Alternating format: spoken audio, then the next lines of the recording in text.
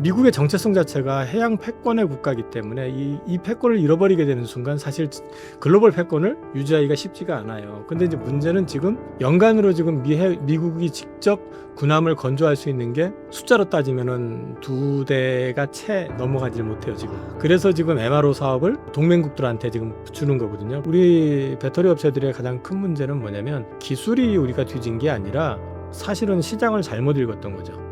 어차피 지금 중국은 발목이 지금 잡힌 상태거든요. 네. 그러면 우리한테 기회는 있을 수 있다고 봅니다. 근데 이제 돈을 벌 수 있느냐, 그리고 한국의 역할이 독점적이냐라고 물어보셨잖아요. 그래서 우리가 독점한다라는 건 말도 안 되는 얘기고, 한국 증시의 가장 큰 맹점은 뭐냐, 장 좋아요 그러면 급등했다가 장 좀 이상해 하면 금 폭락해버리고, 냄비처럼 막 달궈졌다가 식혀지는 게 되게 심했잖아요. 그 이유가 뭐냐면 배당 소득이 제대로 안 돼 있기 때문에 그래요.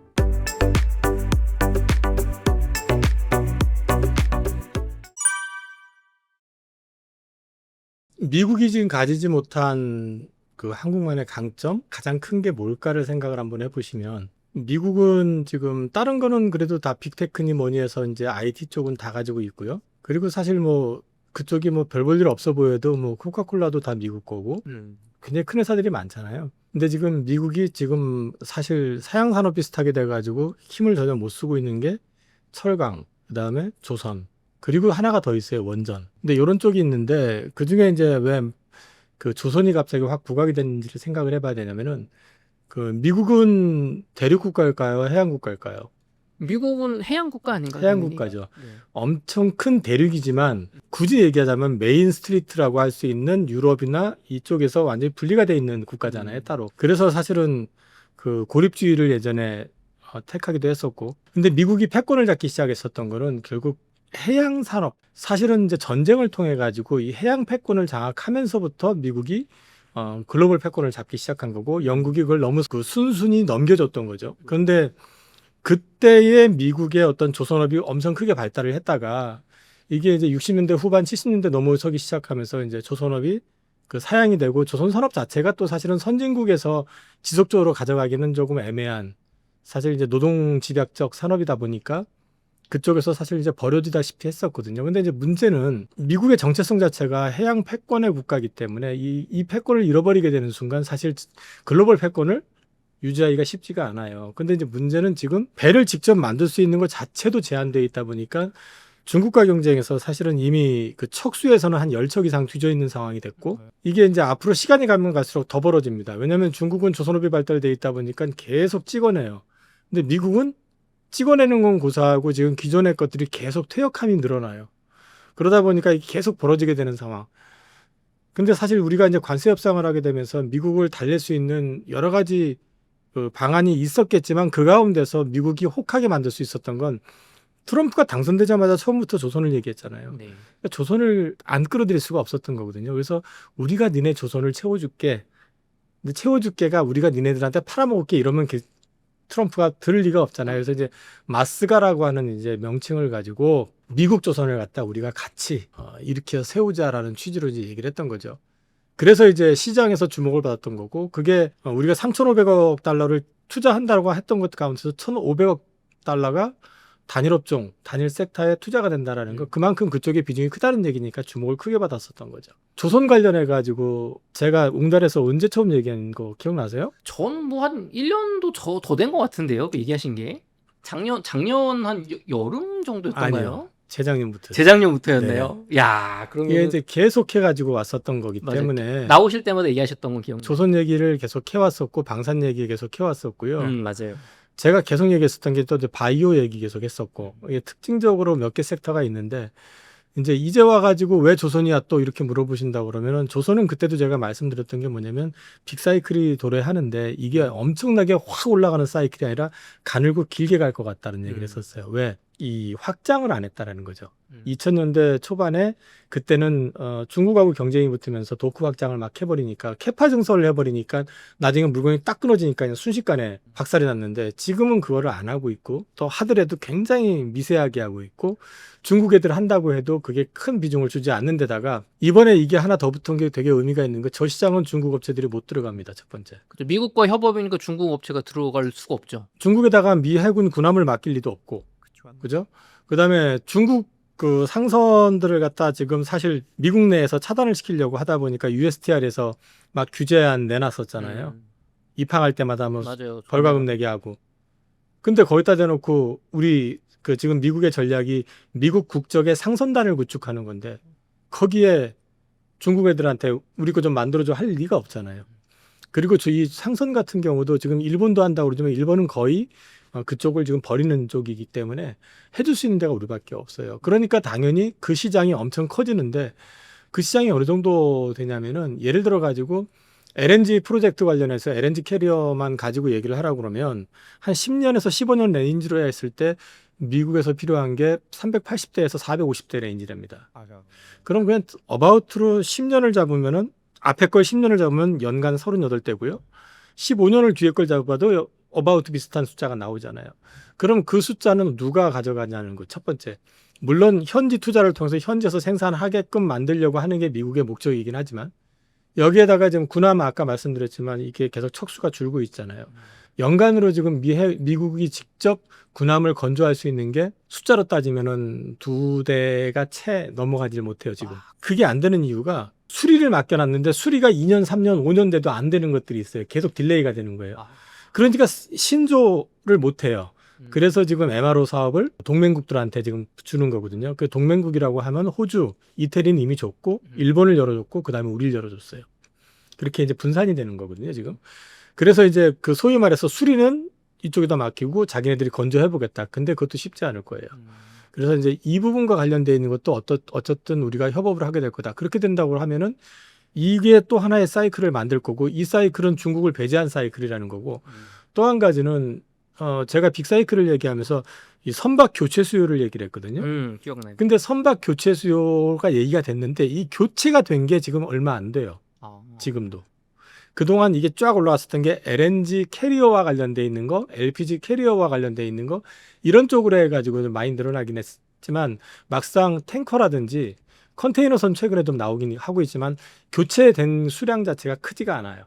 여기는 물론 중국하고 경쟁이 있겠지만 그럼 이 시장 역시 마찬가지로 계속적으로 유지가 될 수밖에 없다라는 거죠. 그리고 또 중국이 견제를 하고 있는 이상 전부 중국에다 맡기지 못하는 이런 구조가 된다 그러면 우리는 일정 파일을 가져간다 그러면 이 산업이 사이클이 굉장히 길게 갈 가능성이 높다라고 제가 말씀을 드리는 거거든요.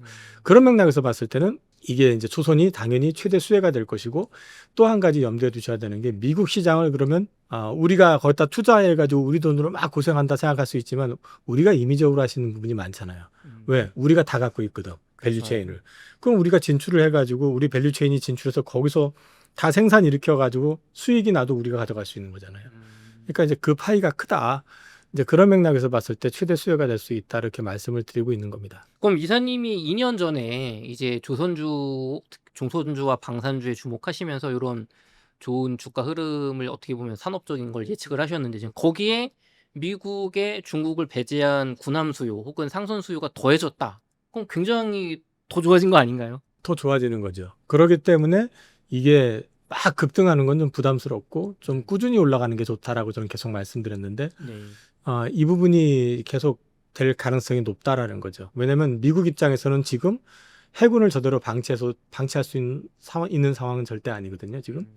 그리고 또 LNG 프로젝트 지네가 한국에다가도 1,000억 달러 니네가 사가 이랬잖아요. 맞아, 알래스카 무슨 뭐 저쪽 그 유럽 연합에다 7,000억 달러 니네가 사가 이러고 뭐 이랬잖아요. 뭘로 실어 나를 건데 생각을 해봐야 되잖아요. 그러니까 지네들이 팔아먹으려면 어쨌든 그것도 필요해요. 그러니까 이쪽은 계속해서 이제 이 갑자기 돌발적인 상황이 발생되지 않는 이상 진행이 될 가능성이 높기 때문에 꽤 견조하게 갈 가능성이 높다고 보는 거죠. 그래서 말씀해주신 것처럼 조선주가 이제 주목을 받고 있습니다. 그래서 주가도 흐름이 좋은 편인데, 근데 문제는 이거 좀 그래도 이사님이 얘기하시던 뭐 재작년, 작년에 비하면 주가가 많이 올라와 있잖아요. 그럼 지금이 그럼 밸류상 적절하냐 그런 걸 감안했을 때 조선주 지금 투자 기회라고 보시는지요? 밸류상 적절하냐 물어보면은 조선업 과거 데이터를 놓고 보면은 만만치는 않아요. PBR이 지금 4배, 5배 막 이렇게 돼 있고 하니까 만만치는 않은데 문제는 뭐냐면은 지금 27년 거까지는 이제 완판이 되고 28년 걸 지금 받고 있는 상황인데 28년 걸 받는 데다가 아직까지 미국에서는 하나도 안 나왔어요. 그죠? 그게 또 붙겠죠. 그러면 지금 배값이 지금 싸게 수주했었던 것들은 올 하반기 되면은 거의 끝이 나요. 미포 같은 경우는 거의 끝이 났고 네. 이제 다른 기업체들도 지금 하반기 넘어가면서 내년 넘어가면은 계속해서 비싸게 받은 수주했던 것들이 이제 잡히기 시작해요, 매출로. 그럼 이익이 개선폭이 좀 빨라지잖아요. 가팔라지는 그림이 나오잖아요. 여기에다가 지금 LNG 캐리어라든지 이런 것들은 저가가 아니에요. 고가 선박이에요. 여기에다가 지금 이제 노후 선박 교체 수요라고 하면은 소위 말해서 이제 LNG 캐리어가 아니라 LNG를 추진 동력으로 이제 가는 배들 있잖아요. 네. 이런 것들도 또 당연히 고가가 되겠죠. 엔진 값이 또 들어가고 이제 할 테니까. 그러면 이런 것들이 계속 반영이 된다 그러면은 이익의 폭 자체는 계속해서 늘어날 거고 어떻게 이제 반영이 될지는 지켜봐야 되겠지만은 지금 예를 들어서 미국에서 뭐 미국은 이제 하나오션이 지금 뭐 필리조선소를 인수해서 뭐 지금 거기선 적자가 나겠지만 뭐 수년 내에 그 개선해가지고 돌린다든지 또는 뭐 현대중공업이 투자를 하든 아니면 현지 업체하고 어떤 협력을 통해 가지고 공동 수주를 해가지고 뭘 한다든지 이런 것들이 발생이 되게 되면은 우리 도크, 우리 한국에서만 나왔던 이익 플러스 알파가 나올 수 있다라는 거죠. 그리고 최근에 지금 그 조선업체들 특징 중에 하나가 직접 가가지고 우리가 짓겠습니다 이게 아니라 그 운영권을 따가지고 우리가 운영을 하면서 수익을 내는 경우도 있어요. 그걸 많이 하거든요. 그게 이제 모로코라든지 이런 쪽도 마찬가지고 그다음에 또 한 가지는 인도에서도 최근에 이제 그 조선 얘기를 끄집어내면서 선박이 한 상선 기준으로 1,000척이 필요하다고. 근데 인도하고 중국하고 친한 사이 아니잖아요. 그렇죠. 거기도 또 지금 이제 원하는 게 뭐냐면은 현지 업체하고 협업을 통해 가지고 가는 걸 원해요. 그러면 이제 조인이 됐을 때 그거 역시도 우리 수익이 어쨌든 잡힐 거 아니에요. 그죠? 네.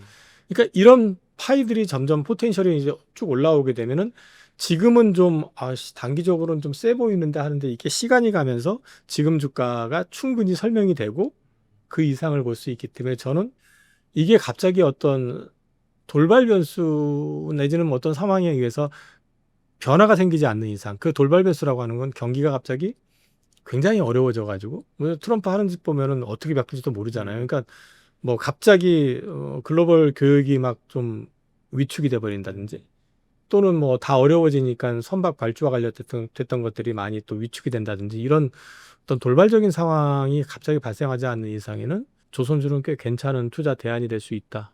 저는 그렇게 보고 있습니다. 좋습니다. 그러면은 이사님 조금 곁다리 질문으로 방산 쪽도 사실 이 조선 쪽 특히 군함이 관련돼 있으니까 또 말씀해 주셨지만 미국배 이제 군함 수리 같은 것도 걸려 있잖아요. 동맹국들에. 그럼 곁다리로 약간 방산 쪽에 조선이 관련된 이런 분야는 좀 어떻게 보십니까? 방산조선 같은 경우는 시간이 좀 필요해요. MRO는 당장에 큰 수익이 날 거는 아니고요.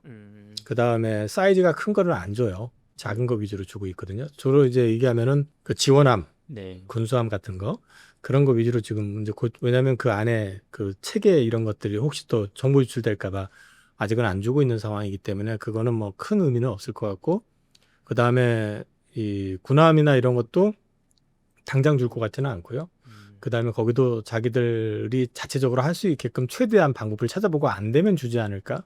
그래서 당장의 큰 수요는 나올 거라고 보진 않아요. 근데 이제 방산의 입장에서 이제 특히 이 해군 쪽과 관련된 것만 얘기하라고 그러면 어쨌든 우리한테 포텐셜이 되는 건 맞아요. 그러니까 예를 들어서 군수 지원함, 전략 상선단이라고 하는 거 그 시장도 꽤 크거든요. 그게 열리면은 중형 선박 위주로 하게 되는데 그 중형 선박 제대로 만들 수 있는 나라 또 역시 한국밖에 없어요. 그러니까 이제 그거 역시도 우리한테 우리나라라고 해서 뭐 미프만 가져가는 게 아니라 뭐 HJ도 있고 그다음에 K조선도 있고 여러 가지 회사들이 있으니까 그런 회사들한테 골고루 배분이 될 수도 있고 그러니까 우리가 어쨌든 같이 서포팅이 될 수밖에 없다. 그런 맥락에서는 긍정적으로 볼 수 있고요. 방산업 자체는 요즘 노이즈가 있는데 그 노이즈는 좀 시간이 좀 필요하고 방산업 그 기존 방산업은 추가 모멘텀이 좀 필요하지 않느냐. 폴란드 2차 계약은 사실 이제 끝난 거니까 그 다음을 이제 찾아야 되는데 그게 아직 보이지 않고 있기 때문에 거기에다가 역시 방산주 역시 단기에 급하게 올랐기 때문에 밸류가 편치 않은 구간. 그래서 이제 그런 것 같습니다. 좋습니다. 그러면은 이사님 그 미국이 자기 나라에 막 공장 지으라고 하고 전 세계적으로 이제 재무장 어떻게 보면 이런 무너진 조선을 선진국으로 바로 세울 텐데 그러면은 이게 뭐 단기적으로 몇 년이야 우리나라 조선이 수혜를 받겠지만 결국에는 미국이 자체적인 역량 키워서 어떻게 보면 우리나라 조선업 기술을 그러니까 흡수해 가는 거 아니냐 이런 우려도 좀 있거든요. 그러니까 우리는 몇 년만 그냥 기분 좋은 거 아니냐. 요런 의견은 어떻게 보십니까? 그건 뭐 기업체들이 잘 알아서 할 문제라고 저는 생각을 해요. 그러니까 뭐 미국이 공산주의 국가도 아니고 그걸 국유화하겠다고 나설 리는 없을 거고, 그러면은 어떤 식이든 투자를 해가지고 뭐 회사를 인수한다고 해가지고 그걸 갑자기 뺏을 리도 없을 거고, 인수를 우리가 했으면 그건 우리 회사가 되는 거고, 그죠? 그리고 또 그러니까 우리 계열사가 되는 거잖아요. 예를 들어서 보스턴 다이내믹스가 지금 현대차 계열사잖아요. 지분 네. 거의 거기가 지분이 88%가 지금 현대차 그룹이 맞아요. 갖고 있으니까. 근데 국적은 미국 국적이잖아요. 그런 어떤 형태가 되지 않을까? 그러면 뭐 그 마이너스가 될 일은 없잖아요. 네, 그건 너무 걱정할 문제는 아닌 것 같아요. 네. 이사님 오늘 주가를 보니까 지금 촬영하는 시점인 8월 12일 시점으로 약간 그 코스닥이 조정을 받는 것 같은데, 오늘 좀 대주주 요건 그 50억에 대해서 재검토에서 또 약간 그대로 가는 거 아니냐 이런 의견 나오면서 흔들리는 것 같은데요. 일단 이재명 정부 주식 부양 의지가 의심을 받고 있는데 세법 개정 이후에 투심이 흔들리고 있습니다. 기대감으로 올라왔던 국장 주가 8월, 9월 어떻게 예상하시는지요? 일단 지금 저는 사실 지금 현 정부의 어떤 주식 부양 의지를 의심하진 않아요. 개인적으로는 일단 그동안 그 수건이었었던 상법 개정을 분명히 했고요. 거기에 주주 보호라고 하는 이사의 의무를 갖다 집 명기를 했고, 전자투표제 도입을 해가지고 그 주총에서 이제 전자투표 의무화 시켜놨기 때문에 그런 것도 얘기가 됐고, 여기에 더해가지고 이제 상법 개정을 통해가지고 집중 투표제도 역시 하겠다고 지금 하고 있는 상황이고, 그다음에 3%를 역시 확장해가지고 내년부터는 시행한다라는 게 이미 확정이 된 상태고요. 그렇기 때문에 어떤 주주 보호, 그다음에 기업 가치를 갖다 좀 올리고 경영을 갖다 투명하게 하겠다라는 그 의지, 그거는 저는 의심은 하진 않아요. 근데 다만 시장에서 지금 노이즈가 나오는 거는 대주주 요건을 50억으로 해놨었던 걸 또 10억으로 낮추겠다라는 거 하나 하고, 또 하나는 이제 배당소득 분리과세가 그 이소영 의원은 이제 얘기했었던 게 27.5%를 얘기했었는데 지금은 뭐 38.5% 그렇게 지금 얘기를 하다 보니까 이거 뭐 해당되는 갭이 몇 개나 되겠어? 이제 그러면서 이렇게 되면은 안 하겠다는 얘기 아니야? 라는 의심을 맞아요, 하게 되는 맞아요. 거고요. 또 이제 대주주 요건을 10억으로 완화시키게 되면은 사실 뭐 집중 투표제를 하든 뭐라든 그게 구심점이라는 게 있어야 되는데, 이거 구심점이라고 하는 건 주식을 많이 갖고 있는 개인 투자자들이 대주주를 견제하면서 거기에 임원을 갖다가 선임을 하고, 또는 어떤 이제 역할을 하면서 주주 활동을 해야 되는데, 10억이 안 들어가기 위해서 또 해마다 10월 말부터 시작해서 연말까지 주구장창 주식만 팔아대고 뭐 하는데 무슨 주주 뭐 운동이 생길 수가 있겠으며, 결국 가가지고는 일부 사모펀드 뭐 이런 데서 하는 거 외에는 똑같아지는 그림이 나올 가능성이 높다라는 거죠. 그래서 이제 의심을 받고 있는 데다가 또 한 가지는 작년에 사실은 밸류업을 갖다 연초에 이전 정권에서 이제 제기해가지고 되게 호응을 받았었잖아요. 그래서 외국인들 되게 많이 샀었고, 근데 외국인들이 방향 전환해가지고 집중적으로 팔아버리면서 나가기 시작하고 떠나버렸던 결정적인 시점이 언제였냐면 7월입니다. 7월에 왜 그랬냐면은 밸류업을 하되 기업 자율에 맡기겠다고 하는 바람에요. 그때 저도 아마 웅달에서도 그 얘기 했던 것 같은데, 그동안은 몰라서 안 했냐고. 기업 자율적으로 할 것 같으면 어떤 놈이 미쳤다고 하겠냐 이거죠. 그동안에도 안 했던 기업들이 자율에 맡기겠습니다 하니까 우리가 알아서 열심히 하겠습니다 할 리가 없잖아요. 그것 때문에 외국인들이 연말까지 한 30조 가까이를 주식을 팔아버렸습니다. 물론 삼성전자가 메인이었긴 했지만 주가 폭락했죠. 그건 사실은 응징이거든요. 시장이 신뢰를 저버린 한국에 대한 응징이었다고 봐야 된다고요. 근데 올해 다시 한번 이제 상법 개정, 그러면서 기업 가치를 올리고 주주하는 강화를 하겠다라고 하면서 이제 지금 현 대통령이 당선되기 전에 그 밝혔을 때만 해도 처음에는 시큰둥했었는데, 당선 가능성이 높아지면서 6월 대선 직전부터 갑자기 외국인들이 사들어오기 시작했어요. 그래서 외국인들이 한국 주식을 본격적으로 사들어오기 시작했던 거는 지수상으로 2750선부터입니다. 그래서 3200까지 외국인들이 사서 올렸거든요. 근데 갑자기 노이즈가 생긴 거죠. 대주주 요건 10억 뭐 이러면서 배당 소득 분리과세 뭐 자꾸 덕지덕지 조건 갖다 붙여서 누더기 만들어 놓고, 그러다 보니까 이제 의심을 하기 시작했던 거고, 이건 또 한 번 외국인들 입장에서는 약간의 작년 트라우마를 연상할 수 있는. 그렇지만 아직까지는 결정 단계 없기 때문에 외국인들이 얘들 이상한데 해가지고 갖다 팔아고 그러진 않아요. 일단 내용을 보는 거거든요. 추이를 보는 거거든요. 상법 개정하니까 들어왔단 말이에요. 근데 여기에서 만약에 진짜 그렇게 확정이 됐을 때 우리가 기대했던 또는 대통령께서 말씀하셨던 뭐 지수 5천의 시대 이거에 대해서 확신을 가져갈 수 있을까? 의심을 받을 수밖에 없다는 거죠. 그래서 이 부분은 조금 중요한 문제다라는 거고 이 부분과 관련돼 가지고 노이즈가 지속되는 한 지수 상단은 막힐 것 같다. 일단 그렇게 말씀을 드릴 수 있고요. 제가 이제 다른 채널이나 방송 나가가지고 지수 전망 얼마 될 것 같아요. 맨날 이제 지수 막 올려 3,000 넘어가고 막 3,100 넘어가니까 물어보는데 난 그건 얘기 못 하겠고 대신에 하단은 되게 견고해질 거다. 그 근거가 뭐냐? 배당소득 분리과세다. 배당소득 분리과세만 제대로 도입이 돼준다 그러면 한국 증시의 가장 큰 맹점은 뭐냐? 장 좋아요 그러면 급등했다가 장 좀 이상해 하면 금 폭락해버리고 냄비처럼 막 달궈졌다가 식혀지는 게 되게 심했잖아요. 그 이유가 뭐냐면 배당소득이 제대로 안 돼 있기 때문에 그래요.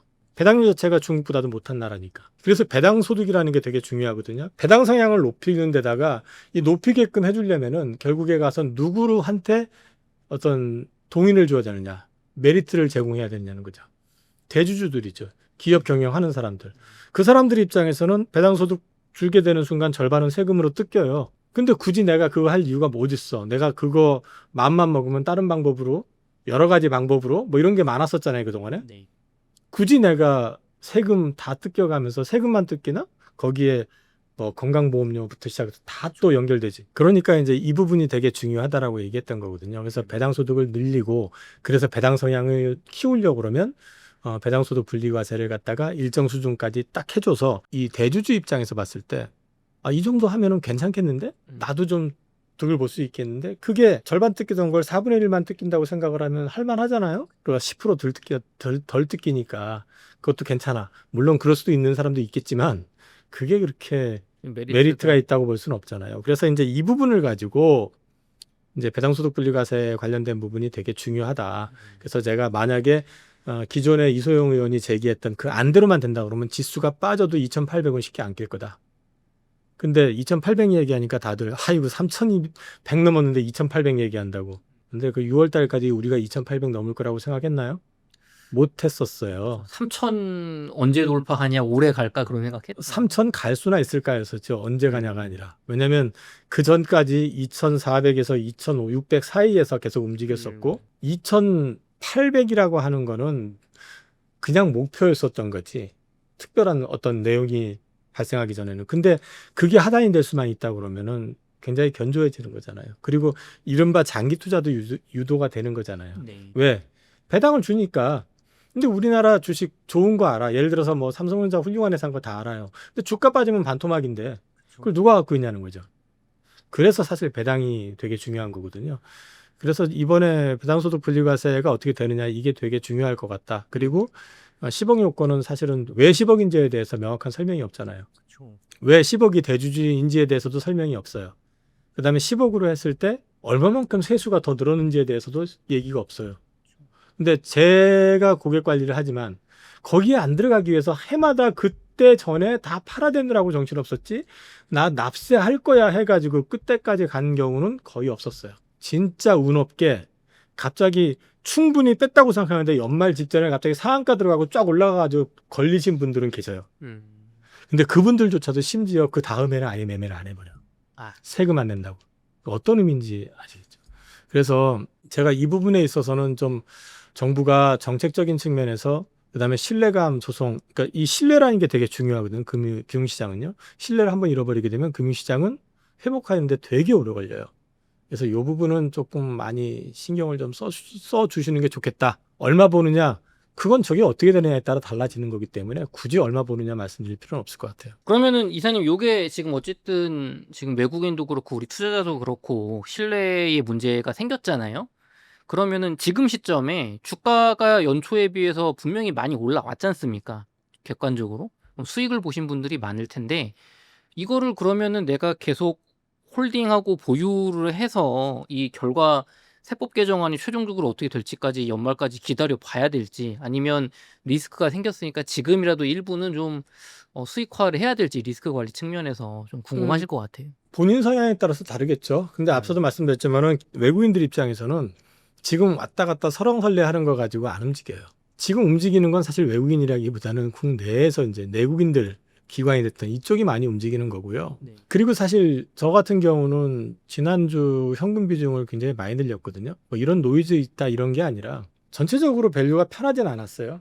사실 이제 한국 증시가 왜 안 편했느냐? 뭐 해외 증시도 계속 올라가니까 그렇게 보면은 사실은 우리나라 증시도 같이 올라가는 게 정상인데 안 편한 건 사실이었어요.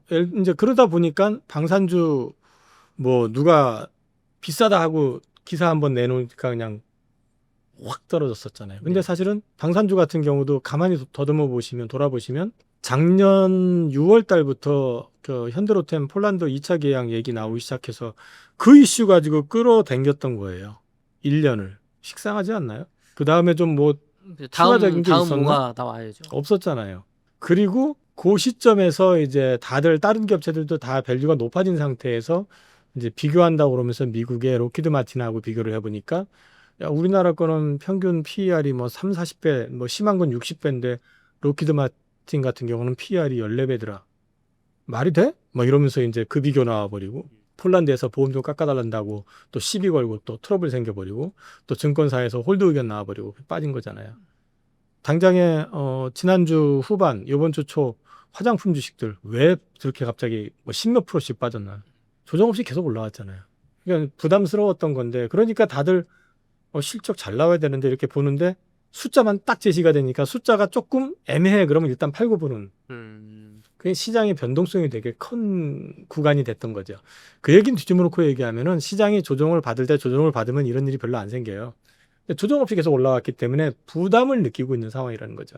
그래서 조금 흔들리면은 일단 요즘 장의 특징이긴 한데 남보다 내가 더 빨리 팔아야지 덜 손해 본다. 약간 그런 심리.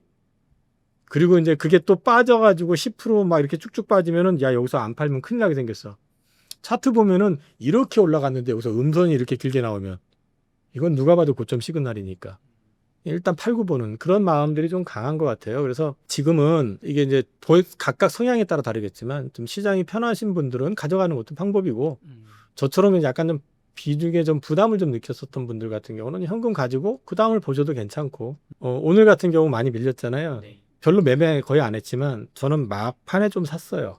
많이 산 건 아니지만 이제 그게 다 이제 내가 보던 종목들 내가 원하는 가격 오면은 나는 조금 채우고 이런 전략으로 가져가는 거기 때문에 이거 뭐 지금 현금화 해야 되느냐 안 해야 되느냐 그거 말씀드리는 거는 좀 애매한 것 같고 본인들 포트에 따라서 본인이 이 지금 현재 가지고 있는 종목들이 많이 올랐는데 밸류를 보니까 내가 부담스러워라고 하면 좀 현금을 만들어 놓을 필요가 있고요. 아유 지금은 뭐 여전히 난 괜찮아라고 판단되시는 분들이라면 굳이 그럴 필요 있을까? 아직까지 글로벌 증시가 뭐 특별히 문제가 되거나 그런 건 아니니까.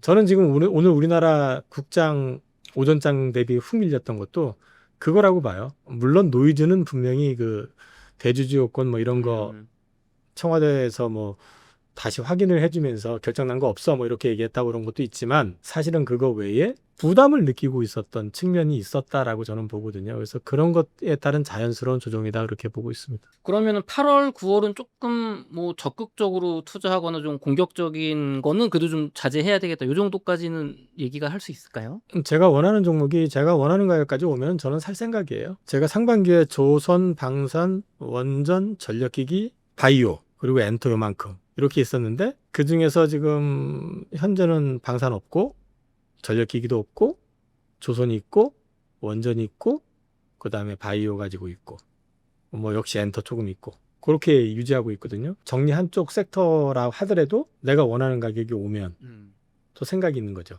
아 반도체도 조금 있다.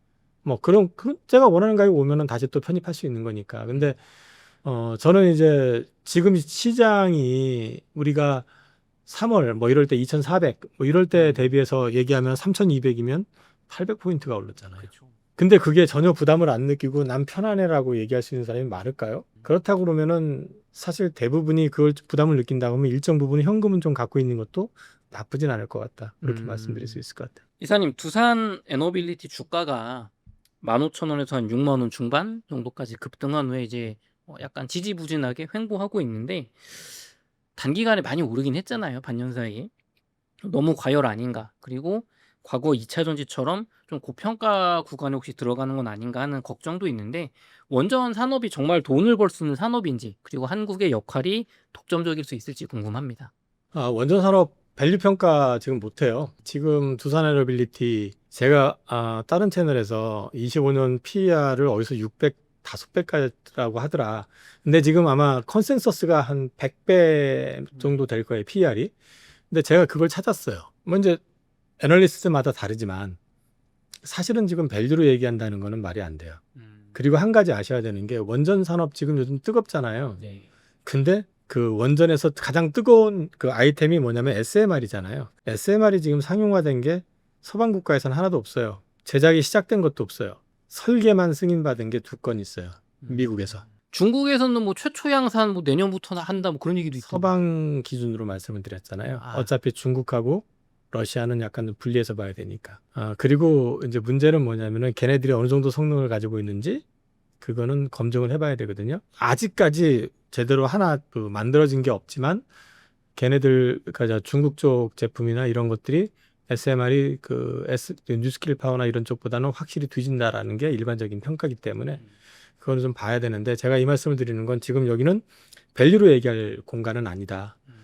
뉴스케일 파워 같은 경우 여기 $2에서부터 올라온 겁니다. 이거 $45까지 올라갔었어요. 그러니까 이거 뭐 좀 사실 근데 얘가 이익이 나느냐 적자예요. 그러니까 밸류를 얘기할 수가 없다라는 얘기. 그 얘기를 좀 들을 수 있는 거고요. 근데 이제 돈을 벌 수 있느냐 그리고 한국의 역할이 독점적이냐라고 물어보셨잖아요. 절대 아닙니다. 독점이라고 얘기할 수 없어요. 전 세계를 놓고 봤었을 때 중국하고 친한 나라들 같은 경우는 중국 원전을 채택할 가능성도 있겠죠. 중국하고 교육이 같이 있는 나라들, 예를 들어서 중동 같은 경우는 사우디 같은 경우는 미국하고도 친하지만 중국하고도 사이가 나쁘지 않거든요.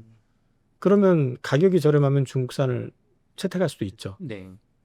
물론 트럼프가 워낙에 지금 표현하기가 좀 그렇긴 하지만 하여튼 좀 워낙에 좀 세게 놀기 때문에 눈치를 안 볼 수는 없겠지만 근데 이제 일반적으로 봤을 때 그 미국을 의식을 하고 미국 쪽에 좀 기울어져 있는 국가들 같은 경우는 중국산을 쓸 리가 없죠. 자, 그리고 또 중국하고 안 친한 국가에서 중국산을 쓸 리가 없죠. 왜? 원전에다 킬 스위치 장착하는 순간 거기다 원자 폭탄을 갖다 그대로 제공하는 것밖에 안 되는 거잖아요. 그러니까 이제 그거는 사실 그런 맥락에서 본다 그러면은 이제 그 서방 국가하고 중국하고는 조금 구분을 줘서 봐야 된다. 러시아도 물론이고 그렇게 놓고 봤을 때 이 서방 국가 가운데서 경쟁력을 갖고 있는 국가들 원전과 관련해 가지고 얘기해 보라 그러면 우선 미국이 있을 수 있겠죠. 근데 문제는 미국은 뭐냐면 이 특허라든지 이런 노하우는 갖고 있는데 기술적인 이게 해본 지가 너무 오래됐어요. 그래서 할 줄을 몰라요. 밸류 체인이 없어요. 별로. 되게 약해요. 또 프랑스는 원전 기술 갖고 있고 그 원전이 가장 많은 국가 중에 하나고 발달도 돼 있는데 문제는 그 하부 밸류 체인이 다 독일 회사들이에요. 근데 독일이 원전을 폐쇄하고 원전을 퇴출시켜 버리면서 그 밸류 체인들이 많이 망가졌어요. 그러다 보니까 프랑스는 수주를 받아도 제때 공기를 맞추기가 어려워요. 그러니까 비용도 당연히 비싸요. 그런 측면이 있고 일본이 있는데 일본은 사실은 후쿠시마 원전 터지고 나서 원전에 대해서는 좀 소극적이었어요. 근데 이제 요번에 대형 원전 10기를 짓겠다라고 얘기는 했는데 수출은 안 하려고 그래요. 한번 자기들이 놀려봤기 때문에 그런 것도 있고 또 하나는 일본이 잘 못하는 게 이 커스터마이징을 잘 못해요. 안전하기 위해서는 내 말 들어야 돼라는 게 이제 일본 스타일. 그래서 LNG 캐리어 배 같은 경우도 일본이 제일 먼저 만들었는데 기왕이면 우리는 좀 많이 싣고 가길 원해 그러는데 쓸데없는 소리 하지 말고 가스 안 새나가려면 이렇게 공처럼 해서 만들어 놓고 그 안에만 집어넣으면 돼. 근데 문제는 조금밖에 못 들어가거든요. 그러다 보니까 한국 업체들이 그거 딱 보고 우리가 한번 만들어 볼게 해가지고 만든 거란 말이에요. 그래서 전부 한국이다. 약간 이제 거기에 약해요. 그리고 이제 한국을 놓고 얘기하면 한국도 원전 뭐 퇴출시킨다 뭐 한 데서 좀 어렵기는 했었지만은 바라카 원전 그 수주하고 하면서 최근까지도 원전을 직접 만들어 본 그리고 이제 운영해 본 경험을 가지고 있잖아요. 거기에다 밸류체인 그대로 유지가 되어 있고 그러다 보니까 우리는 공기 맞추는 거 또는 물론 우리가 저가 수주 논란이 맨날 있긴 하지만 어쨌든 수주를 할 때 가격 경쟁을 가져갈 수가 있고 그런 맥락에서 본다 그러면은 이제 한국이 상대적으로 이게 원전 수주하는데 유리한 측면이 있다. 단 원전도 방산하고 마찬가지로 이게 G2G 비즈니스예요. 우리가 싸게 낸다고 해서 무조건 주는 게 아니고 G2G 그러니까 유로존 내에서는 우리보다는 프랑스 영향력이 클 수밖에 없어요. 그러니까 체코가 우리랑 계약한다고 그러니까 그 쌩 난리 쳤던 거거든요. 근데 그건 심지어 프랑스 내부에서도 비판을 받았는데 걔네들이 왜냐면 하던 거나 잘해. 하던 것도 못하면서 그런 이제 욕심낸다고. 이제 유로존 내에선 그런 게 좀 있을 수 있고 또 이제 우리가 경쟁이 붙는다면 아까 G2G라고 그랬잖아요. 네. 프랑스하고 친한 나라하고 우리가 이제 그 나라를 상대로 영업을 한다 그러면 우리 역시 마찬가지로 우리가 가져온다는 장담 못하죠. 그리고 아까도 잠깐 얘기했지만은 중국이랑 또 친한 나라들도 엮여 있을 수 있잖아요. 동남아 같은 데 가서 보면은 네. 그러면 거기 같은 경우도 우리가 무조건 된다라고 얘기 못하죠. 아까 사우디 얘기 잠깐 했었지만 사우디 역시 마찬가지로 사우디가 원전이 지금 하려고 추진을 해요. 그러면 사우디를 노리고 있는 나라가 우리나라뿐일까요? 프랑스, 미국, 중국, 그다음에 한국 다 붙을 거예요 아마. 그러면 거기에서 단순히 우리가 가격이 제일 싸니까 한국에 좋게 이게 되겠냐는 거죠. 그게 이제 제가 이 말씀을 드리는 거는 G2G 산업이다. 그래서 우리가 독점한다라는 건 말도 안 되는 얘기고 다만 유리한 건 있어요. 유리한 건 뭐냐면 우리는 우리 자체 한수원 코리아 원팀이라고 하는 그걸 가지고 가는 것도 있지만요. 아까 잠깐 얘기했지만 웨스팅하우스가 특허라든지 지적재산권이라든지 이런 건 다 갖고 있는데 이게 해본 게 없잖아요. 이쪽 밸류체인에 우리가 들어갈 수가 있어요. 그러니까 한수원을 기준으로 보지 말고 계속 제가 말씀드리는 건 이 밸류체인에 들어가는 회사들 에러빌리티도 좋고 DHI도 좋고 그 다음에 건설사들 이런 애들이 같이 협력을 하게 될 가능성이 높다. 그래서 우리가 이 원전 관련돼 있는 프로젝트에서 우리나라가 수주를 못해도 우리 원전 관련돼 있는 밸류체인 업체들은 의외로 같이 협업할 것들이 좀 있을 것 같다. 아, 그럼 한수원이 수주해서 대한민국 뭐 원전 뭐 몇십 조 수출 이게 아니라 뭐 미국이 땄는데 거기에 이제 웨스팅하우스가 기술만 있지 시공을 못하니까 뭐 현대건설이 들어가든 두산에너빌리티가 밸류체인에 들어가든 해서 수익을 얻을 수 있으니까 그런 면에서 좀 그 미국과의 협업이 기대된다 이렇게 보시는 건가요? 네, 예를 들어 가지고 이제 불가리아 같은 경우는 거의 마무리 단계에 들어가 있는 것 같은데 거기에는 지금 현대건설이랑 웨스팅하우스가 같이 손을 잡고 있어요. 이런 식으로. 그 다음에 두산에너빌리티가 만드는 그 원전 주기기 관련된 부분도 이거를 제대로 만들어낼 수 있는 글로벌 업체가 몇 개 안 돼요. 그러니까 같이 또 협력이 될 가능성이 있고. 그래서 우리나라가 왜 1,500억 달러는 조선이었었잖아요. 근데 2,000억 달러 얘기했었던 게 또 있잖아요. 거기에 반도체, 2차 전지, 바이오, 원전 이렇게 지금 잡혀 있거든요. 그러면 왜 원전을 집어넣었을까 한번 생각을 해보려는 거죠. 그 미국 트럼프 지금 막 압박 넣고 막 이러니까 반도체 우리가 어쨌든 칩 쪽에서 강하니까 넣겠지. 2차 전지 어쨌든 들어가 있으니까 또 넣겠지. 그 얘기 되잖아요. 네. 근데 왜 바이오를 집어넣고 왜 원전을 넣었을까? 그렇죠. 그것도 한번 생각을 해봐야죠. 그러니까 미국 입장에서도 나쁜 게 아니에요. 왜? 미국 내에서 원전 SMR만 300기 이상을 만들겠다고 하고 있고 2030년까지 대형 원전을 10기를 짓겠다고 얘기를 하는데 같이 협력해서 짓자. 그리고 웨스팅하우스 중심으로 해가지고 어디서 따내면 우리가 같이 협력할게. 이게 나쁜 건 아니잖아요. 그렇죠. 미국 입장에서도 자기들 한국 안 껴서 못하느니 껴가지고 나눠 먹는 게 낫죠. 기술력도 또 확보하고. 그래서 원전이 들어가 있기 때문에 우리나라 원전이 주목받고 있는 거라고 보시면 돼요. 아, 그러면 또 핵심적인 질문입니다, 이사님. 어려운 질문이기도 한데요. 아까 첫 질문에서 두산 에너빌리티 같은 이런 원전주 밸류 측정이 지금 안 되는 단계라고 하셨잖아요. 수익도 안 나고. 그러면은 말씀하신 것처럼 지금 이런 기대감 혹은 뭐 밸류 체인에서 미국과 협업할 수 있지 않겠냐 하면서 주가가 많이 올라왔는데 그럼 앞으로 투자자들은 이거 어떻게 좀 대처를 해야 되는지. 제가 이 원전 얘기를 사실 작년 말 올 초부터 이걸 했었던 거고 그때 원전 주식을 설명을 하면서 두 애 같은 경우는 특이 종목으로 이상하게 작년에 외국인들이 4,800만 주 정도를 샀는데 주가 안 움직였다. 왜 안 움직였을까? 왜 샀지? 이런 얘기를 좀 했었던 기억이 있어요. 난 모르겠지만 하여튼 그게 이제 결국 가가지고는 이제 트럼프 행정부 들어서면서 그린 에너지를 갖다가 눌러버리면서 이제 화석연료 가운데서 특히 LNG 그다음에 원전을 지금 밀고 있잖아요. 그러면서 이제 원전을 미는데 AI가 발달이 되다 보니까 데이터 센터 수요 여기에 안정적인 전력을 공급하기 위해서는 SMR이 필요해. 그래서 이게 맞물려 가지고 이제 원전이 마치 대세가 낸 양 확 올라갔었거든요. 그래서 사실 주가가 많이 올랐어요. 왜? 죽이기 만들 수 있는 회사가 몇 개 안 되거든요. 그리고 SMR 관련해 가지고 비즈니스 우리나라 업체들도 그쪽 밸류체인 안에 들어가 있는 기업들이 꽤 돼요. 그중에 이제 두산에너빌리티도 들어가 있고. 근데 이제 지금 구조에서 비싸냐 싸냐 이거를 아까 밸류로만 설명하기는 좀 어렵다라고 했는데 원전 산업이 지속이 된다. 이제 시작이 된다라는 측면에서 놓고 본다고 하면은 이거 역시도 발주가 이제 나오기 시작하면은 이게 하나 나오고 뜸들였다가 또 나오고 이게 아니라 꾸준히 나올 가능성이 있다라는 거죠. 그렇게 됐을 경우에는 이제 원전 밸류체인에 있는 업체들이 다 수혜를 받을 가능성이 있고, 그다음에 이 아마도 당분간은 이게 수주 기준으로 해가지고 주가가 움직일 가능성이 높다. 왜? 수주한다고 그래서 내일부터 당장 삽질하고 막 이러는 거 아니잖아요. 그러니까 시간이 좀 걸릴 거예요. 그래서 수주 베이스로 나오게 될 가능성이 높고, 그러면은 이제 그런 것들이 실적으로 반영이 돼가면서부터 이제 밸류가 이제 평가가 정당화되기 시작하면은 주가는 그래도 여전히 좀 기회가 있지 않겠느냐라고 저는 보고 있는 거고, 성장 산업인데 삽질도 한번 삽뜨기도 전에 쫙 올라놓고 없었던 일로 합시다 해서 꺼지는 경우는 여태까지 별로 저는 본 기억은 없어요. 그리고 이 원전이 왜 필요한지를 생각을 해보면요. 트럼프가 밀기 때문에 된다 이것도 있지만 왜 미는지를 생각을 해보면 에너지 패권 전쟁에서 원자력에서 사실 미국이 중국이나 러시아에 밀려요. 밀리기 때문에 그 패권을 되찾기 위해서라도 미국 입장에서는 지금 원자력을 키울 수밖에 없어요.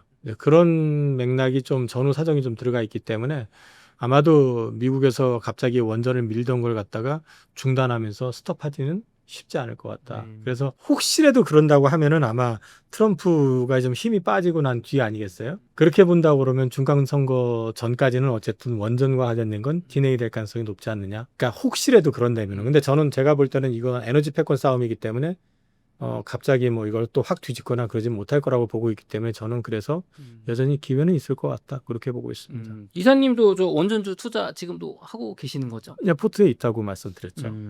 좋습니다. 그럼 1억 원을 가지고 지금 투자를 한다고 했을 때 이사님은 어떤 식으로 좀 포트폴리오를 좀 구성을 하시겠습니까? 제가 그린 대로 있어요. 지금 현재 바이오, 조선, 현대차그룹, 원전, 현금. 현재는 포트가 이렇게 돼 있어요. 상반기는 조선, 방산, 원전, 전력기기, 바이오, 현대차그룹 이렇게 돼 있는데 네.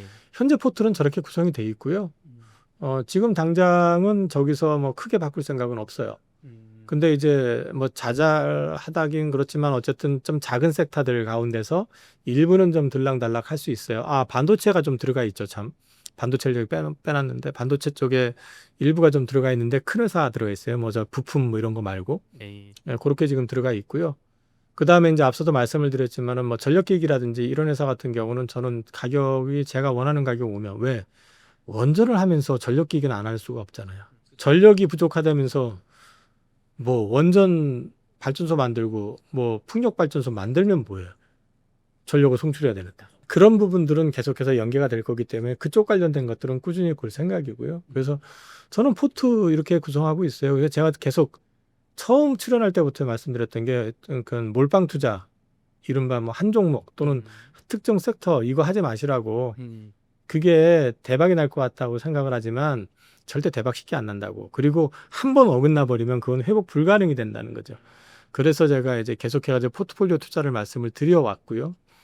지금도 저렇게 가져가고 있어요. 좋습니다. 그럼 원전 쪽 비중은 요 포트에서 좀 어느 정도 가져가는 게 좀 괜찮다고 보시나요? 그건 그때그때 다르죠. 그러니까 원전이 좀 거래량이라든지 어떤 전체 흐름이 좀 핫해지면, 최근에 원전이 좀 오르다가 오늘 많이 빠졌는데, 오늘 많이 빠진 이유는 아까 말씀하셨던 대주주 요건 뭐 이런 것들 흔들리면서 빠지기 시작했던 것도 있고요. 또 한 가지는 원전이 난 솔직히 월요일 날 왜 그렇게 올라가는지 이해를 못했거든요. 왜냐면 미국 시장에서 원전주가 밀렸는데 주말에 뭐 원전 뭐 SMR 고수주가 터지면 뭐가 어떻게 된다부터 시작해서 계속 기사가 뭐 막 pom프질하는 기사들 엄청 나왔었거든요. 근데 지금 원전 아까도 말씀드렸지만 수주한 게 뭐가 있다고 기대감으로 올라 있잖아요. 그쵸. 그러면 여기서 한 번 정도 올라가 주려면은 플러스 알파 뭔가가 있을 때 이제 움직인다라는 거죠. 그래서 저는 좀 그런 거 기다려 가지고 비중 조절을 들어가려고 하는 거예요. 예를 들어서 저 현대차그룹 같은 경우 주식 저것만 갖고 있었으면 못 근데 저는 견뎠는데 이제 저 투자자들은 못 견디지. 왜? 주가 움직임이 이렇게 드라마틱하진 않잖아요. 근데 네. 현대차그룹 내에서도 지금 보면요. 현대글로비스 네. 그 60% 넘게 올랐어요. 뭐야, 야금야금 많이 올랐네요. 많이 올랐죠? 현대모비스 그것도 한 20만 원대 초반에서부터 올랐으니까 지금 한 30만 원 근처니까 이것도 한 40% 가까이 올랐죠. 저점 대비로는. 은근히 많이 올랐어요. 현대차만 그러고 있지. 근데 이런 식으로 이제 현대차 그룹 해가지고 제가 저기 손님들한테 현대차 그룹만 다 사놨어도 뭐 포트가 나쁘진 않았겠지만 저기에다가 예를 들어 현대차만 올인을 해놓고 갖고 있으면 사실 견디기 힘들잖아요. 그러니까 제가 이제 포트 구성을 그렇게 해 나간다라는 얘기죠. 그 조선 같은 경우도 지금 3년 동안 계속해서 끌고 오고 있고 바이오 같은 경우도 지금 일단 편입을 한 것들은 쉽게 안 팔아요. 왜냐면 어느 그 기술적으로 검증이 된 거, 이 등락이 이렇게 막 있을 수는 있어요. 근데 기술적으로 검증이 됐다라는 거는 라이센스 아웃이 글로벌 빅팜하고 돼가지고 기술적으로 어느 정도 검증이 돼 있는 회사들 위주로 끌고 가면 꾸준히 볼 수가 있거든요. 이렇게 흔들려도 결국은 계속 우상향이 된다는 거죠. 이제 그렇게 볼 수 있는 거니까 원전 역시 마찬가지로 지금도 저는 사실 원전은 두산에너비티 싸게 산 게 2만 원대 초반에 산 거 지금도 있고 그다음에 또 한 가지는 현대건설 같은 건 다 팔하긴 했지만은 적어도 3만 원? 뭐 그때 산 것들 8만 원 넘게 갔었어요. 그러니까 이제 그런 것들 위주로 해가지고 운영을 하지만 지금 원전주 비중을 좀 많이 줄여놓은 상태에서 이제 조금 늘리는 정도 그 정도니까 이거를 갖다가 몇 프로 이렇게 딱 수학적으로 정해놓고 정하는 게 아니라 그 상황에 따라서 포트 조정은 좀 가능해야 된다는 거죠. 그럼 원전주가 좀 조정이 크게 나온다고 하면은 조금 비중을 늘리실 거고 반대로 생각만큼 안 빠지거나 더 오른다고 하면은 뭐 더 추가 매수는 생각하실 생각이 없으세요? 저는 조정 나오는 것보다는 어떤 흐름을 탈 때 늘릴 생각이에요. 가격이 아니라 실질적으로 뭔가 수주가 된다거나 뭔가 뭐 어떤 주가적인 측면에서 봤을 때 좀 편안하게 다시 한번 불이 붙을 것 같은 시점. 그럴 때 편입을 늘려야지. 네. 싸니까 사놓고 있는데 2만 원에서부터 지금 올라온 가격인데 예를 들어서 두산에너비티 같으면 네. 5만 원 됐다고 샀는데 4만 원 되면 어떡하실 건데요? 삼성전자가 사실 그 루트를 딱 밟았었죠. 그러니까 싸다고 해가지고 저점에 사놓고 나는 기다릴 거야. 그게 생각처럼 쉽지 않다는 얘기예요. 그래서 비중을 늘리는 거는 쌀 때 야금야금 이건 가치 투자 방식인데 그거는 밸류가 명확할 때 얘기예요. 기업의 밸류가 이제 가치주라고 하는 것들은 사실 현대차 같은 경우가 이제 가치주에 들어가거든요. 네. 어떻게 보면 PBR이 0.5 뭐 PER이 뭐 5배 내외 뭐 이런 것들은 가치주에 들어가잖아요. 그럼 쟤는 빠져봤자 뭐 업황이 완전히 뭐 그러지 않는 이상은 크게 빠질 자리가 없잖아요. 배당도 6% 주고 뭐 이러면은 네. 이런 건 가치주 밸류이기 때문에 좀 싸게 사 모아야지라고 하는 게 가능한데 원전주 같은 게 지금 밸류가 가치주가 아니잖아요. 이거는 그쵸. 저점을 내가 어떻게 알아요? 그쵸. 그렇잖아요. 경우에 따라서는 트럼프가 마음 변해가지고 야 원전 하지 마 위험해. 그러지 뭐 않겠지만은 이를테면은요.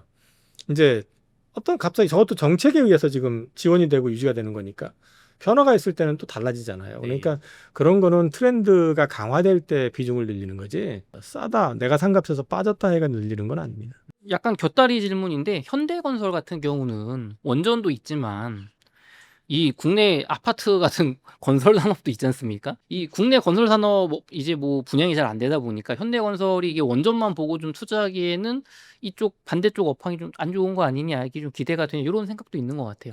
현대건설 같은 경우는 일단 올 상반기 수주가 작년 연간 수주를 넘어섰고요. 그게 도시정비 네. 사업 쪽이에요. 그러니까 아파트 건설 이런 게 아니고 음. 그 다음에 이제 분양이 되고 안 되고에 대한 이제 비중의 문제잖아요. 근데 네. 제가 아는 선에서는 현대건설 같은 경우는 그 비중 자체가 그렇게 심각하지는 않아요. 오히려 지금 최근에 건설주가 흔들리는 거는 그 재해 사고 자꾸 나니까 그게 네. 이제 대통령 직보하게 돼 있고 그 다음에 이번에 포스코 ENC라는 회사 같은 경우는 뭐 소위 말해가지고 그 면허 취소도 검토해 본다 뭐 이런 얘기 나오고 네. 또 얼마 전에 또 어젠가 뭐 또 보니까 DL 그룹의 무슨 그 건설사 하나도 또 뭐 임원진 전원이다 또 사직 뭐 이런 게 나오고 하다 보니까 이제 그 리스크 이런 것들이 맞물려 가지고 지금 좀 흔들리는 그런 분위기인 것 같은데 현대건설은 올 5월 달에 CEO 인베스터 데이에서 대표이사께서 사업의 큰 그림의 어떤 방향 제시를 어느 쪽으로 했냐면은 아파트 건설 쪽이 아니고요. 이 전력원 사업 이쪽으로 방향 제시를 했어요. 그래서 이쪽 비중을 계속 키워나갈 거라고 얘기를 했고 실제로 그쪽으로 비중을 계속 키워나갈 것 같아요. 이사님 에코프로 BM이 영업이익 490억 원 2분기 연속 흑자를 기록하면서 2차 전지 이제 바닥이다 진짜로 바닥론에 좀 힘을 보태고 있는데 2차 전지 업황이 좀 개선이 되고 있는 건가요? 2차전지 주식들이 살아났던 거는 중국이 먼저 이제 구조조정을 하겠다.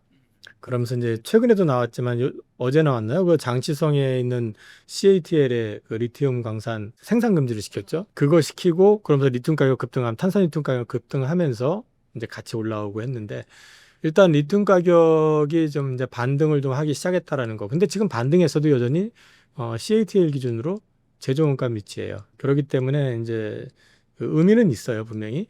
그리고 또 한 가지 중국 정부가 과잉 투자했던 쪽 구조조정한다 그러면서 대상으로 그 중에 하나가 이제 전기차가 들어가 있거든요. 그러니까 이제 그쪽과 관련되어 있는 거 구조조정하는 것도 있고 여기에 더해가지고 그 중국산 배터리가 지금 이제 미국으로 못 들어가는데 ESS 배터리는 들어가거든요. 지금까지는. 근데 이제 아마 그게 내년부터 관세가 59%가 붙을 거예요.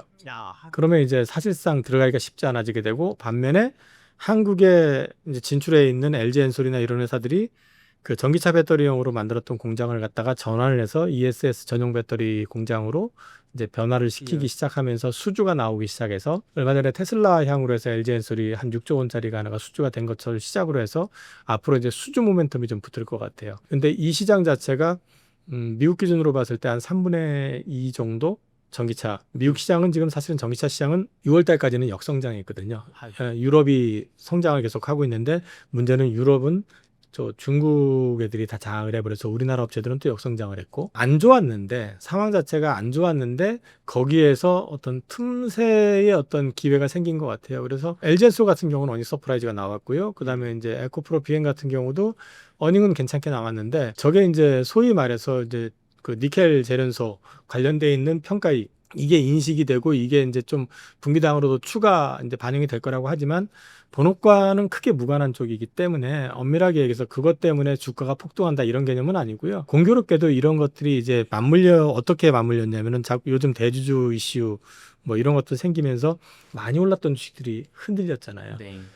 그러다 보니까 못 올라 있는 상태에서 호재가 나왔고 분위기 타고 있는 상태에서 저런 것들이 이제 이슈가 되다 보니까 주가가 생각 이상하고 굉장히 강하게 이제 불이 붙어버린 거죠.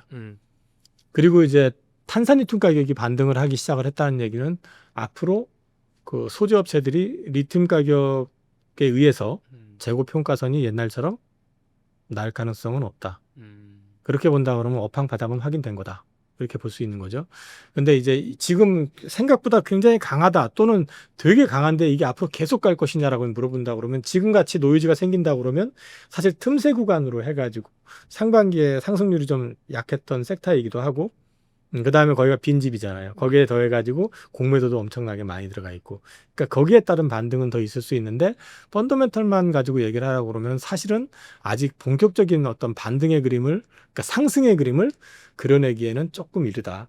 그래서 지금은 펀더멘탈보다는 센티에 의해서 강하게 반등하는 그런 장으로 저는 이해하고 있습니다. 그러면은 반대로 말씀하신 것처럼 업황 이게 이 펀더멘털이 개선돼서 상승하는 건 아니지만 이제 뭐 주가나 어떤 업황에 바닥은 쳤다 혹은 바닥은 나왔다라고 좀 말할 수는 있을까요? 바닥은 나왔다고 볼 수 있죠. 일단 중국 쪽에서 구조조정을 얘기를 하고 있고 거기서 먼저 일단은 그 공급량을 줄이기 시작하고 있잖아요. 네. 그 다음에 이제 그 미국이 9월부터인가? 9월 말부터 저기 차량 구매 보조금 없애잖아요. 예. 그 시장에서 다 알고 있는 내용이잖아요. 거기에 또 유럽은 이제 영국이랑 독일이 보조금 다시 이제 부활시키고 뭐 하면서 또 법인차들은 전기차로 의무 구매하게끔 하고 있기 때문에 여기도 지금 중국산 제품에 대해서 규제가 이제 들어오기 시작하고 견제가 들어오는 상황이라 그러면 배터리는 중국산 안 쓰면 어디 걸 써야 돼? 그럼 우리 걸 써야 되잖아요. 그러니까 우리가 상반기에 어려웠었지만 이쪽 부분도 자연스럽게 좀 풀릴 가능성이 있다. 그럼 전반을 놓고 얘기하고 하면은 어쨌든 바닥은 나온 것 같다. 이제 회복되는 속도가 어느 정도 빨라질 것이냐 하는 부분들은 앞으로 이제 우리나라 업체들이 얼마만큼 영업을 또는 이제 제품 믹스를 잘 해가지고 지금 유럽이 원하는 거는 사실 최첨단의 하이 퀄리티의 제품이 아니고 소위 말해서 이제 가성비가 높은 그럼 거기에 니즈에 맞춰줘야 되잖아요. 네. 이제 이런 것들을 얼마만큼 잘 해내느냐 이런 것들이 어쩌면은 우리나라 업체들이 이제 그 실적 바닥에서 이제 돌아서는 어떤 속도 이런 것들을 갖다가 좀 좌우해 줄 수 있을 것 같고 ESS 배터리 관련해 가지고 기대만큼만 좀 나와준다 그러면 뭐 터닝 하는 거는 그렇게 어렵지 않을 수도 있다. 이사님 LG 엔솔, 삼성 SDI 주가도 계단식 하락에서 이제 좀 상승 반전하는 것 아니냐 하는 좀 희망적인 의견도 많이 나오고 있는데요. 25년 2분기 혹은 3분기가 주가 바닥 구간일 가능성 어떻게 보시나요? 주가는 이미 바닥은 찍은 거고요. 근데 이제 제가 그거 관련해 가지고 미래에셋증권 거하고 아마 다울증권 거 리포트를 중간 거를 캡처해 왔어요. 언급이 돼 있는 거는 뭐냐면은 LG엔솔 이야기인데요. LG엔솔이 26년도 ESS 사업부 매출을 5조 5천억을 잡아놨잖아. 영업이익을 거기에서만 1조 2천억을 좀 얘기하고 있습니다. 그러면 AMC 포함해 가지고 영업이익률이 21% 이렇게 얘기를 하고 있잖아요. 그럼 굉장히 높은 거죠. 괜찮게 올라오기 시작하는 거잖아요. 물론 밸류가 여전히 아주 편안하지는 않지만 어쨌든 이게 이제 바닥을 찍고 돌아서는 그림이 이제 나올 수 있다라는 거고요. 그리고 생산 능력에 대해서도 이제 26년 말 기준으로 보면은 25년 말 대비해서 한 2배 정도 올리는. 그렇게 되면 앞으로 ESS 배터리 쪽에 대한 수요는 계속 커지게 되고 공장 가동률 높아질 거고 여기에 전기차 수요만 좀 일정 부분 회복이 돼준다 그러면은 이익은 괜찮게 나올 수밖에 없다라고 일단 말씀을 드릴 수 있는 거고요. 그리고 지금 SDI 같은 경우도 이제 마찬가지인데 SDI는 주가가 반등을 하기 시작했었던 건 사실은 삼성전자가 테슬라를 갖다가 이나노 네. 수주를 했죠. 파운드리 쪽에서. 네. 그러다 보니까 삼성이랑 협업을 하네. 또 삼성전기도 같이 연결이 되고 막 이러니까 그러면 배터리도 하지 않을까?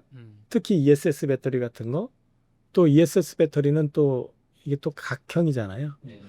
그럼 삼성이 잘하는 건 각형 배터리니까. 자동차 쪽으로도 혹시 가지 않을까? 뭐 이런 기대감이 좀 이제 반영이 되는 것 같고요.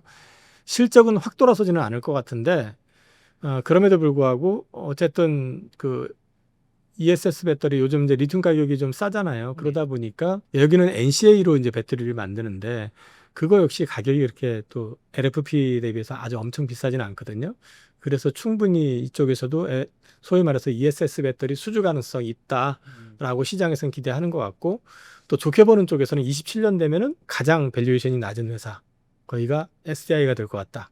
그렇게 기대하고 있는 것 같습니다. 이사님, 중국 2차 전지 업체들에게 국내 2차 전지 업체가 기술력, 가격 경쟁력, 판매 점유율 다 밀려서 희망이 없다. 뭐 부도설까지 심지어 나왔던 것 같은데 최근에 중국 BYD가 협력 업체에게 대금 지급을 못해서 중국 정부가 야 너네 돈 좀 줘. 그냥 뭐 어음으로 계속 6개월 밀리면 어떡하니? 이렇게 할 정도로 지금 과잉 생산, 덤핑 이슈로 위기를 겪고 있다고 하는데 그럼 국내 2차 전지 없이 이 기회가 제대로 온 겁니까? 이거 어떤 얘기인가요? 중국 같은 경우는 일단 정부 차원에서 제조업을 육성할 때는 보조금제를 이제 활용을 하다 보니까 이게 물건을 팔리는 거는 둘째치고 일단은 보조금을 받아내기 위해 가지고 찍어내는 거를 많이 하거든요. 네. 항상 이제 그게 문제였었어요. 그래서 항상 과잉 투자가 일어나게 되고 과잉 생산이 나오니까 중국 내부에서 소화가 안 되니까 수출 장려금제를 또 활용을 해가지고 싸게 외국으로 이제 내고 거기서 팔고 손해나는 건 정부에서 또 땜빵 시켜주고 이런 식의 어떤 패턴이 나오다 보니까 이제 심했는데 그거를 너무 심하게 특히 전기차 쪽에서 하다 보니까 이제 중국 정부에서 그걸 못하게끔 규제를 했고 그러다 보니까 이제 특히 이제 비아드 같은 경우는 이제 소위 말해서 결제 구조 자체가 너무 결제를 길게 하다 보니까 이제 이게 관련돼 있는 밸류체인들이 다 어려워지잖아요. 그래서 이제 그런 규제가 좀 있었던 것 같고요. 그래서 이제 이런 부분들이 이제 덤핑을 유도하게 되고 이게 이제 또 여러 가지 문제를 좀 야기시키니까 이제 정부에서 규제가 일단 들어오기 시작한 것 같고 그리고 이제 이 부분을 갖다가 정부가 규제가 들어오기 시작하고 이제 결제 정상화를 요구하기 시작하니까 기존의 어떤 생산 방식이 안 되게 되고 그렇게 되면 자연스럽게 업체들이 구조조정이 되는 그림이 되잖아요. 그럼 이런 구조조정이 되기 시작하게 되면 우리가 저쪽은 그냥 예를 들어서 차를 반값에 내놔버리고 그걸 또 보조금으로 땜빵하고 뭐 이런 식이었었는데 이런 것들을 갖다가 이제 못하게끔 막아버리면 또 배터리도 마찬가지고 그럼 우리 업체들이 가격 경쟁에서 힘들었었던 부분들이 좀 완화가 될 수 있는 그런 이제 룸이 생기는 거죠. 그래서 이제 좋아지는 건 분명히 이전보다는 좀 압박은 좀 덜 받게 되는 거지만 우리 배터리 업체들의 가장 큰 문제는 뭐냐면 기술이 우리가 뒤진 게 아니라 사실은 시장을 잘못 읽었던 거죠. 제품의 퀄리티, 우리는 NCM이 최고다. 이게 기술력이나 모든 기술력의 집대성이기 때문에 이걸 가지고 전기차를 생산해야지만이 친환경적이 되는 거고 뭐 자원 재활용률부터 시작해서 별 얘기 다 하면서 근데 막상 열고 나서 보니까 유럽에서 원했던 거는 싼 거거든요. 그러니까 이제 우리는 사실은 이때 중국이 주춤해지게 되고 중국이 좀 버벅거리고 있는 틈이 생기면은 우리는 사실은 그 시장을 우리가 가져올 수 있게끔 대응을 해야 돼요. 그래서 이제 그런 부분들이 좀 중요할 것 같고 그리고 이제 우리나라 업체들도 사실은 재무 여력이 문제가 많았었잖아요. 그래서 네, 증자도 많았고 시비도 많이 찍고 뭐 그랬는데 증자하고 시비 찍어서 현금 생겼다고 또 그거 가지고 그렇게 나갈 게 아니라 정확하게 시장을 읽어 나가야 되거든요. 또 돈 어려워서 돈 없으니까 또 증자하겠다? 또 시비 찍겠다? 이건 기업 가치를 계속 훼손시키는 거잖아요. 그래서 이런 부분들은 이제 앞으로 우리나라 기업체들이 조심해야 되고 그다음에 주의해가지고 풀어나가야 될 문제인 것 같아요. 그래서 중국은 지금 사실은 미국에서는 밉상으로 찍혔잖아요. 네. 근데 요즘 중국 자동차가 독일산 자동차라든지 이런 쪽 독일차라든지 유럽 차들을 다 전기차에서 찍어 눌러버리고 덤핑을 치고 이래버리니까 사실 유럽에서도 안 좋게 보거든요. 그럼 우리한테는 그게 틈새 기회가 될 수가 있거든요. 그리고 유럽 그 자동차 업체들한테도 중국 배터리가 들어갈 수 있잖아요. 경쟁을 해야 되잖아요. 네. 그러니까 우리 제품이 최고입니다 이렇게 밀어놓는 게 아니라 사실은 가격 경쟁도 같이 붙을 수 있게끔 네. 구조를 좀 갖춰야 되기 때문에 우리가 제품 라인업을 다양화해가지고 지금 중국하고 유럽 간에 약간의 갈등 내지는 노이즈가 생긴 상황에서 우리가 삐집고 들어갈 수 있는 그런 틈을 좀 가져야지만이 그 다음을 기대할 수 있지 않겠느냐. 그래서 지금이 우리나라가 어려웠었던 부분을 회복할 수 있는 기회가 될 것 같기는 합니다. 그러면 말씀해 주신 것처럼 LFP 배터리라든가 ESS 같은 그런 쪽에서 우리가 좀 중국에 밀렸잖아요. 근데 그 부분을 좀 업체들이 지금 좀 증자한 자본 가지고 잘 이렇게 따라가고 있는 상황인가요? LFP 배터리 같은 경우는 실제로 우리나라 업체들이 이제 생산 그 LG 같은 경우는 이제 시작했고 이제 그 삼성도 그렇고 SK도 그렇고 이제 미국 현지에서도 이제 생산 들어갈 거고요. 네. 그렇기 때문에 이거는 뭐 이제 시간의 문제일 뿐인 거지 따라가는 건 분명히 맞는데 네. 이제 우리가 전략적으로 ESS 같은 경우는 통상적으로 이제 LFP 배터리를 써요. 근데 이제 그 자동차에서 NCM만을 고집할 게 아니라 요즘 이제 LMR에서 망가니치라든지 뭐 이런 것들도 이제 개발을 해가지고 다양화한다고 하는데 이 저가 라인업 관련되어 있는 것들도 충분히 좀 준비를 해서 대응을 해야 된다라는 취지에서 말씀을 드린 거고요. 우리가 좀 앞서 나가더라도 오버하지만 않으면 지금부터는 사실은 우리도 재무 리스크가 없지는 않잖아요. 그러니까 그런 것들 잘 관리해서 나가게 된다 그러면 어차피 지금 중국은 발목이 지금 잡힌 상태거든요. 네. 그러면 우리한테 기회는 있을 수 있다고 봅니다. 이사님, 2차 전지에 투자를 하시고 1, 2년 동안 힘든 시간을 보내오신 투자자분들이 많이 있으실 건데 지금 시점에 좀 어떻게 대응을 하면 될까요? 이게 제가 이제 항상 말씀드리는 게 포트폴리오 투자하시라는 말씀드리고 그래서 이제 투자하고 투기라는 그 단어의 차이를 항상 염두에 두시라는 말씀을 드리거든요. 그래서 이제 이게 투자라고 하는 거가 일확천금을 꿈꾸는 건 투자가 아니에요. 투기예요, 그거는. 근데 투기는 그만큼 위험이 따릅니다. 근데 이제 투자라고 하는 거는 내가 위험을 알고 있기 때문에 위험을 분산을 하는 효과가 있거든요. 네. 그래서 이제 그런 것들도 한번 생각을 해보시라는 말씀을 좀 드리고 싶고요. 그 다음에 지금은 바닥을 찍은 거는 맞는 것 같아요. 근데 터닝 시점에서 여기서 어떤 방향을 제시한다는 건 되게 조심스러워요. 그리고 지금 사실 업황의 터닝의 어떤 속도보다 지금 주가가 굉장히 강하게 붙는다고 저는 느끼고 있는 것도 앞서 말씀드린 것처럼 우리가 대주주 노이즈가 있는 데다가 이런 것들이 기존의 주도주를 흔들어 놓는 상황이다 보니까 이 작은 또는 어떤 호재라고 할 수 있는 트리거에 의해서 굉장히 격하게 반응을 하는 거거든요, 지금. 그건 2차 전지만 그런 게 아니라 사실 소외된 섹터들이 반응할 때 그렇게 세게 반응을 해요. 근데 이 부분에 있어 가지고 지금 어떤 액션을 뭐 말씀드리는 것보다는 일단 바닥 확인된 거니까 기업이 내용이 어느 정도 괜찮다면, 그러니까 이름이 괜찮다가 아니라 기업이 어떤 추구하는 어떤 방향, 예를 들어서 뭐 우리나라 대표 기업들 같은 경우 LG엔솔이나 SDI나 뭐 이런 회사들 같은 경우도 사실 지금 지금 와서 보면은 삼성이 잘 하다가 막판에 이상하게 오버해가지고 재무구조고 뭐고 다 훼손이 됐잖아요. 이익도 심지어 많이 망가지고. 그러니까 이런 것들까지 좀 점검을 해보셔가지고 괜찮은 기업들 같은 경우는 뭐 지금 굳이 섣불리 파실 필요는 없을 것 같고, 다만 이제 뭐 올인이 돼 있는, 그러니까 2차전지로 올인이 되어 있는 분들 같은 경우는 2차전지가 좋다 나쁘다를 떠나가지고 이 투자 차원이라고 하면은 좀 많이 올라오면 손실폭이 좀 어느 정도 줄어든다고 하면은 저는 포트폴리오로 분산을 좀 해가지고 가져가시는 게 나을 수 있겠다. 그 정도 말씀드릴 수 있을 것 같아요. 올인하셨다가 물려 계신 분들은 요번에 좀 반등 강하게 올 때 약간 손절하셨더라도 좀 포트폴리오 다양화를 할 수 있는 기회가 왔다고 보시는 거네요, 그럼. 저는 시장이 뭐 2차전지가 갑자기 대세장이 돼가지고 전체적으로 끌고 가는 상황이 아니라 그러면 포트는 조금 분산하는 게 리스크 관리하는 데는 좀 도움이 될 수 있겠다. 그렇게 말씀드리겠습니다. 좋습니다. 끝으로 저희 웅달책방 시청자분들을 위한 한 말씀 부탁드리겠습니다. 저는 항상 말씀드리는 게 조금 답답해 보이시긴 해도 이 투자는 말 그대로 투자를 하셔야지 투기를 하셔서는 안 되고요. 그리고 제가 투자라고 해가지고 포트 분산했다고 해도 아까 그 포트폴리오 수익이 생각 이상으로 잘 나와요. 그게 나쁘진 않습니다. 다만 이제 예를 들어 가지고 템버거 좋아하시잖아요. 템베어 그죠? 템버거 이런 거 좋아하잖아요. 템버거를 내게 되는 그런 장의 특징이 있고요.